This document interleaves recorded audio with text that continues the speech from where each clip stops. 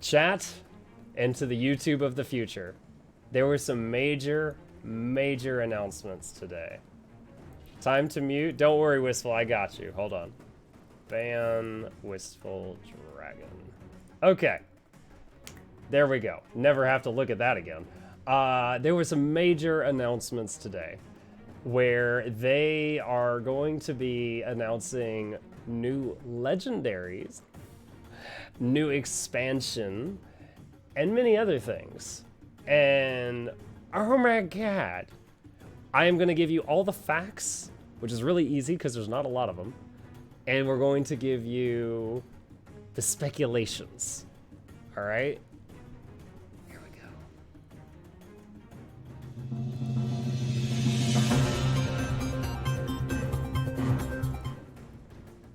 Hello! Welcome back to the newsroom. Dennis's newsroom, that's right, it's mine. I can finally talk just a tiny bit. No thanks to Muck for bringing the plague to work. Words for that person. Gonna replace him. He's the next one to be fired. So, we've got many new news. Let's take a looky-loo. I'm gonna zoom in on this because I know some of you got those old man eyes. Looking ahead to spring, summer in the future. They posted this on the forums today and did some tweets and some things like that. Jado, hello, see yourself out. Spring is fast approaching with summer hot on its heels, and it's time for some updates on what's next for Guild Wars 2. We've got plenty of great content updates in the works, beginning with Visions of the Past Steel and Fire, which we are looking forward to on Tuesday, chat. On Tuesday, we're gonna be driving tanks and stuff. Very exciting, very exciting. In the coming months, you'll see the return of favorite new festivals, new episodes of the Icebrood Saga, and a few surprises. Guild Wars 2, Quarter 2, 2020.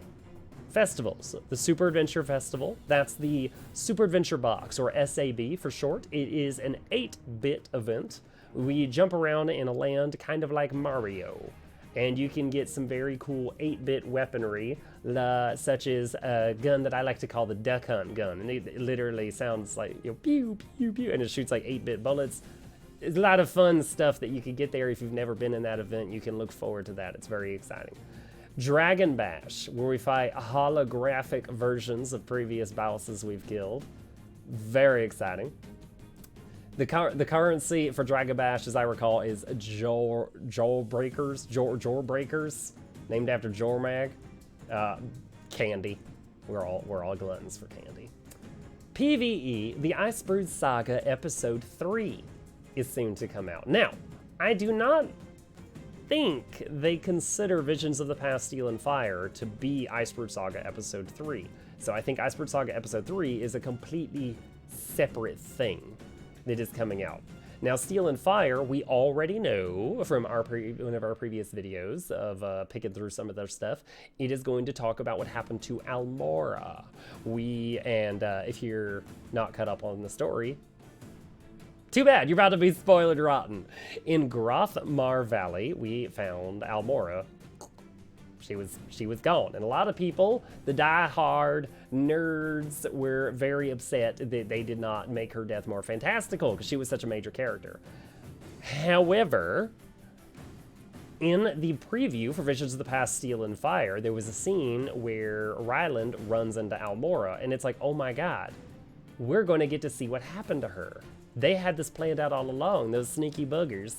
And not only that, if we're playing Ryland, are they going to make us kill our beloved Almora? Dear God, those monsters. This is going to be like, anytime we whine too much on the forums, they're going to be like, kill someone that they love and make a Visions of the Past where they have to pull the trigger. Like, that's going to be the new thing. They're going to be like the guy that wrote Game of Thrones. Just every time we fall in love with a character. I fear for Timey. Bonus events return. That could mean a lot of things. We'll see what they're going to do there. Competitive. Legendary accessories. There's more on this further down the page. This is very exciting. Tournament of Legends. Chat, if you don't know what the Tournament of Legends is, Then that makes 2 of us. Moving on. Update from the Guild Wars 2 development team. Festivals. Our next release following Steel and Fire is the Super Adventure Festival, when Moto will open up the Super Adventure box in Radisum again to welcome all jumping, bauble collecting heroic types. As the summer heats up, we'll bring back Dragon Bash to celebrate your victories against the Elder Dragons with hologram battle challenges, fireworks racing, and treats. Both festivals will feature traditional activities, annual achievements, and new rewards. Okay. Living World. The major release following Super Adventure Festival is the 3rd episode, small hiccup there, of the Icebrood Saga, in which we'll get some respite from the bitter cold. Bangar's war machine has driven out of the far Shiver Peaks and further west to the dense forests of the Woodland Cascades. So, I guess west of Biora Marches on the world map, we're getting a zone called the Woodland Cascades. An area inspired by the beautiful Pacific Northwest that ArenaNet calls home. The episode's environment will focus on capturing and defending territories in a PvE map, using objectives similar to World vs. World to drive enemies back, defeat familiar foes, and maximize the potential for rewards. So we're going to be playing World v World versus AI. Okay, alright, you've got my attention. You'll also tackle a new strike mission with a different spin on gameplay mechanics. Very vague there, alright. Systems. Next week, on March 17th, that's Tuesday, manifest your power where everyone can witness it by crafting the legendary Amulet Transcendence in PvP. Chat? This is a list of all legendary trinkets in the game. There is 2 accessories, Aurora and Vision, and 1 ring. This is the first legendary amulet in the game. Available in PvP. I am going to be saving up tickets. Ranked tickets, possibly Ascended Shards. And I might be crafting this on Tuesday if I have enough of them. And the legendary ring Conflux in World vs. World. This means, combined with a ring coalescence from raids, if you have mastered every single game mode, you can have full legendary armor, legendary weapons, legendary back piece, 2 legendary accessories, legendary necklace, and now, finally, 2 legendary rings. Chat, I know that the most intelligent among you is already realizing what the last legendary is going to be. I know, I think I speak for all of us when I say that they've saved the best for last. And I quiver with excitement that we are finally, after all these years, about to get our legendary rebreather. Oh my god. We're going to be looking like Sandy from SpongeBob. Big old freaking glass bubble dome on my head. Get me in on that. I am so hyped. The amulet, I don't care. The ring, whatever. I'll slap someone with it, leave an imprint on their face, but make me look like Mysterio. All right? I need that in my life. All right. Chad, I'm gonna tell you, everything else, like the expansion news, everything's all downhill from here. That rebreather thing, that's the biggest news tonight. So try to stay interested. Competitive players can also look forward to the return of the Tournament of Legends toward the beginning of summer. We're planning to bring back some of the bonus PvE events we ran in 2019 and introduce a new one as well. A glimpse of the distant future. Finally, we have special news to share. Development is underway on a 3rd Guild Wars 2 expansion.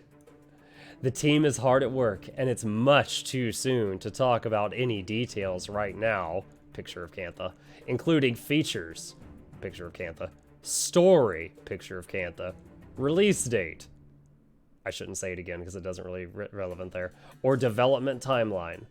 We'll have to stick to that until we're ready to reveal more information to the world. When we are ready, you'll definitely know. Thank you for your patience and support. We'd like to leave you with a piece of early concept art so that you can dream along with us about where we're headed. Chat. Now, I can't confirm this, but earlier someone was saying that they accidentally had this picture with the wrong name. Like, I mouse over this now and it says that it's called like expansion3.jpg. Earlier, I believe it was called like, yes, Home Carousel Shangji Terrace.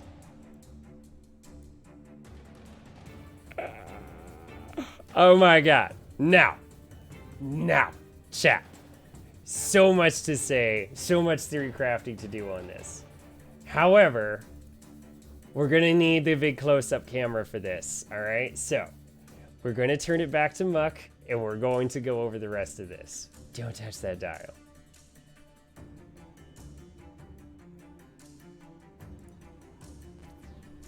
All right. Here's the kicker, chat. Got quite a few things to go over here. Now, for those that don't know, we're gonna take this from the top. Mary, you're lucky you didn't see that. Cantha. If hold on, can I see Cantha on the world map in game? Give me a second here. All right, here's the world map.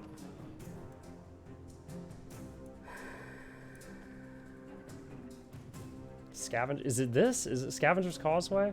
Or is it like way, way down? I think it's way southeast of here. Okay. So it's gonna be way on down here. That said, in Guild Wars 1, there was an expansion called Factions. Okay? Now, it just so happens, in the recent swag bag I got from ArenaNet, we got a... close up. The Factions art book. Super crisp. Now, what I would like to do is tell those of you that didn't play Factions and remind those of you that did play Factions exactly what was included in that so that we can speculate.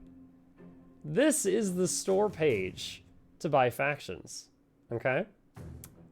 And play online, blah, blah, blah, objectives, elite special, blah, blah, blah, blah, blah.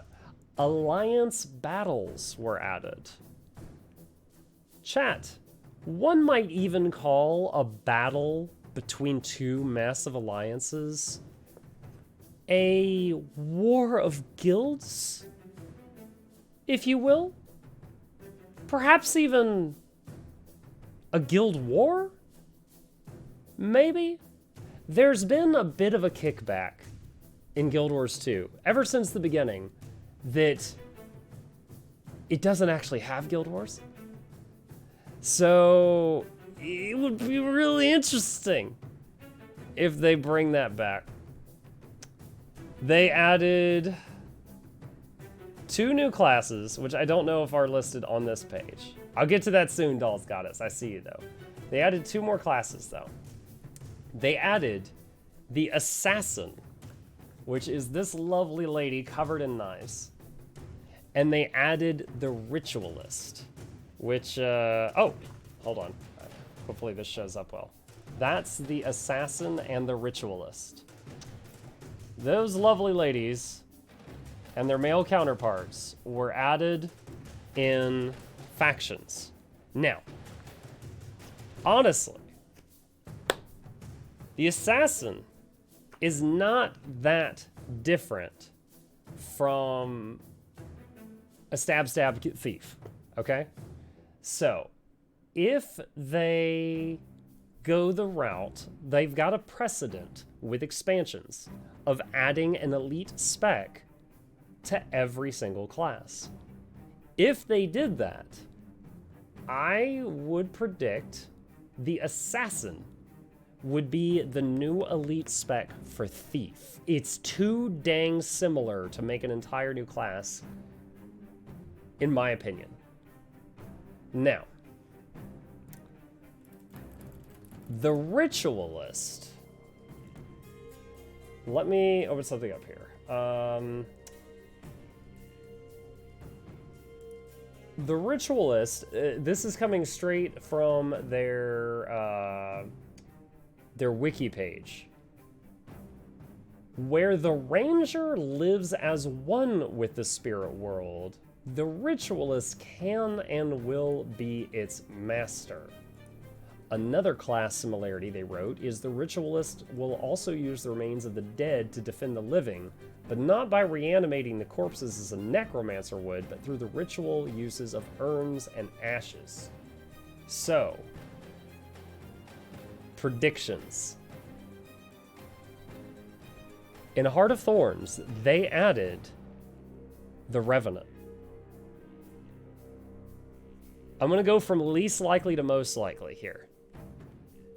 Ritualist is the new Necromancer elite spec. Ritualist is the new Ranger elite spec. Ritualist is a new standalone class introduced to the game in the same way that the Revenant was introduced to the game in Heart of Thorns. That also means that they're going to have to make 3 elite specs for Ritualist right out the gate. So, all are possible. No, it's also possible they won't even make a ritual. Chad, they could throw us a curveball, and you know what they could do? They could introduce the freaking monk. They could bring the monk back and make it a healing spec for a freaking warrior. They could do that, and it would actually make sense. But we would all be freaking frustrated because the monk was in core Guild Wars, had nothing to do with, like, Cantha. So, Revenant is the Ritualist? Oh, man, I hope not. I hate Revs. Just delete Rev. Delete Revenants to make room for Ritualist. That, you know, what is it? The Renegade plays with spirits. He's a weirdo. So, yeah, Revenant, a new elite spec, could be Ritualist, but I certainly hope not. The thing is, the Ritualist has so many interesting skills. I don't think it could just be an elite spec for anybody. I think it needs to be a standalone class. Like, it had, like, let me pop back into the game here for a second. Let's use my Rangers. It had spirit summoning skills. It had a new arrival. Like weapon enchantment skills. It had urns, the urn skills. Think of them as similar to an engineer's toolkit.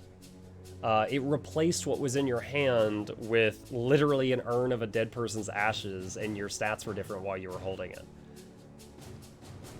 So, honestly, I cannot see them doing the Ritualist justice without it being a standalone class, but we'll see what happens. Okay. That said,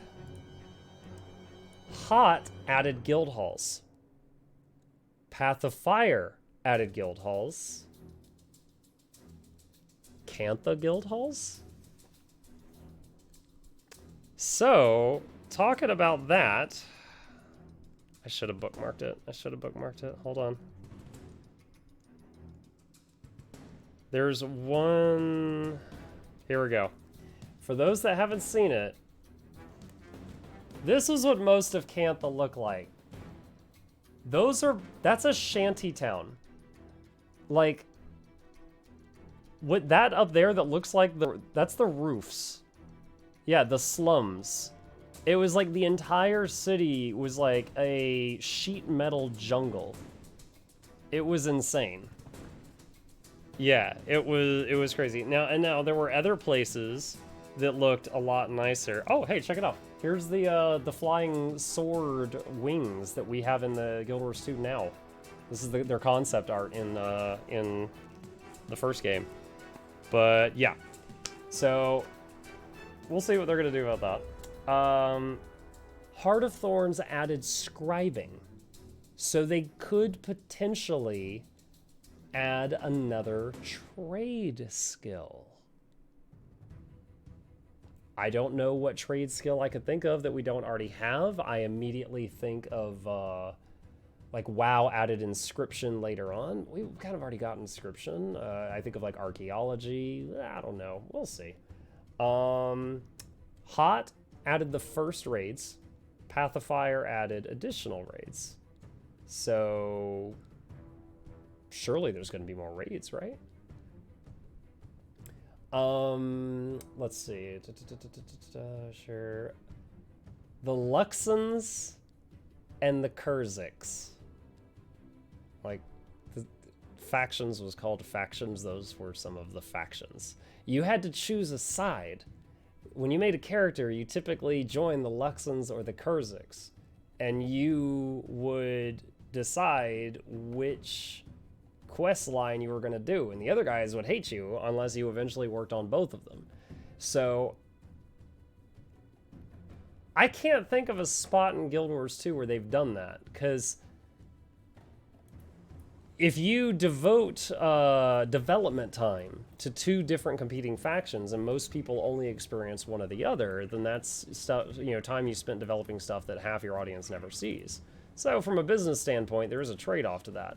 But I can't think of a time in the game where I ever had to, like, make a hard choice, other than when you're leveling and you choose to join the Priory or the what was it? There was the Derman Priory and the Order of Whispers, somebody else. You joined them, but it didn't matter which one you joined, because at the next stage of the adventure, all the paths converged. So it you choose who to defend Amnoon. Yeah, but it didn't change the story. At Mucklet, do you only play Necro and Ranger? Ranger's my favorite, Necro's my second favorite. I've got some other characters that are max level, but I don't play them much.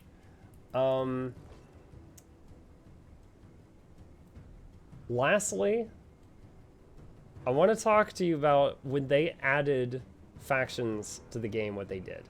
So here's the kicker, chat.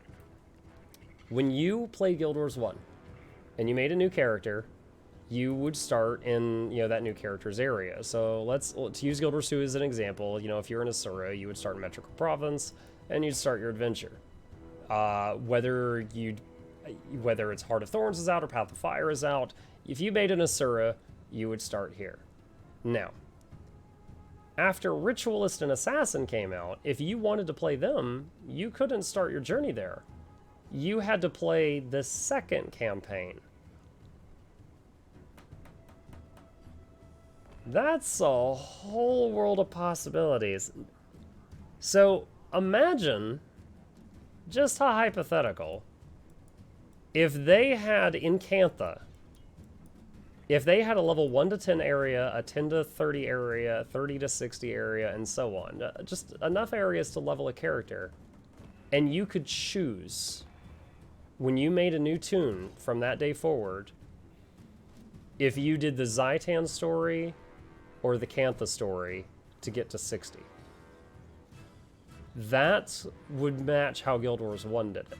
Not saying they're going to do that, but if they did that, that would make it really easy to add new races to the game.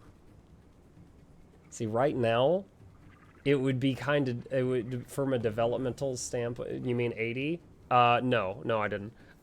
Right now, if you add new, the Tengu, everybody wants the Tengu. If you add the Tengu to the game, and then the Tengu start on some new island over here, and let's say they start in Cantha, and then they're supposed to do the Zaitan mission, it doesn't really work out very well, because you know, they pop in here, and then you have to do the Asura starting area, and then join the Vigil at level 20, where no one knew what Tengu were, and it just doesn't work out.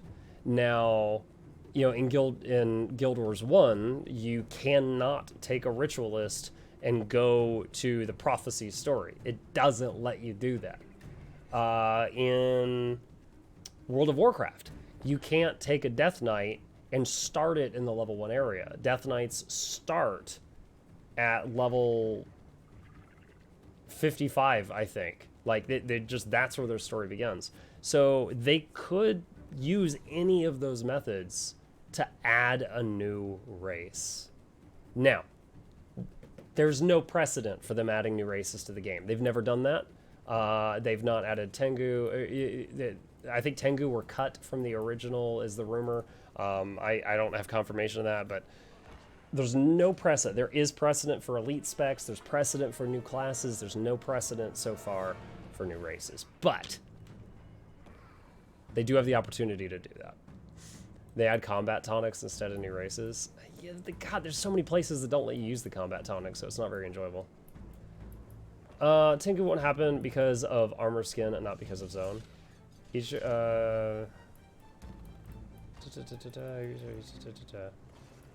There was no precedent for mounts. True. And I'm not saying that it's impossible because there's no precedent, just to be very clear. I'm saying the things that there are a precedent for are more likely. And I think that's a fair statement. Chip's up. Chip is up. It's because I'm being very loud and excitable. That's what will happen. I love the new set. But yeah, lots of excitement, chat. Lots of excitement. So, expansion, maybe new class, possibly new elite specs for everybody, guild halls, new trade skill maybe, like scribing, new raids, maybe new race if we were insanely lucky. It's same place as factions, which had the assassin and the ritualist, but they could throw a curveball and give us back like the monk or something. Yeah, so much. All right. Lots to look forward to.